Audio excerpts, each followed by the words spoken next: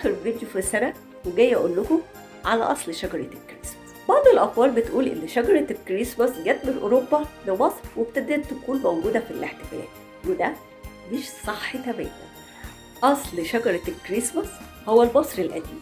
ارتباط المصري القديم بالزراعة خلاه يكتشف التقويم عشان يقدر يعرف هو هيزرع ايه امتى، وكانت السنة عنده بتبدأ مع موسم فيضان النيل. والتقويم المصري القديم هو التقويم اللي احنا ما زلنا بنستخدمه في موسم الزراعة حتى الآن. أما بقى عن احتفالات المصري القديم برأس السنة، فكانت السنة عنده 365 يوم، بيقسمها إن الشهر 30 يوم.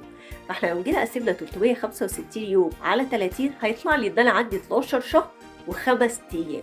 وفعلا هو الشهر الأخير في السنة المصرية القديمة شهر نيسي هو 5 أيام، عشان كده السنة المصرية القديمة 13 شهر مش 12 شهر. ولأن الشهر الأخير والشهر ال 13 من السنة المصرية القديمة هو بيكون شهر صغير مدته 5 أيام، فالخمس أيام بالنسبة للمصري القديم هي 5 أيام احتفالات، لأنها بتفصله من سنة خلاص خلصت ومع بداية سنة جديدة.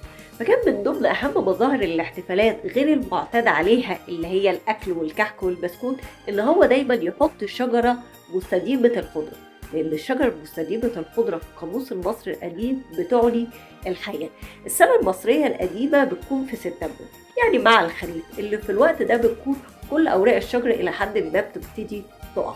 فوجود شجرة مستديمة الخضرة بتعني الحياة ومصدر للتفاؤل للسنة الجديدة. فالشجرة أصلها مصري، وما كانوش بيقولوا لبعض هابي نيو يير زي اللي احنا بنقولها دلوقتي، وكانوا بيقولوا لبعض وبت رينت نفي، يعني سنة حلوة سعيدة، زي اللي هي كل سنة وانتم طيبين. وبما اني مصرية أصيلة وحاطة شجرة الحياة، فبقول لكم وبت رينت نفي.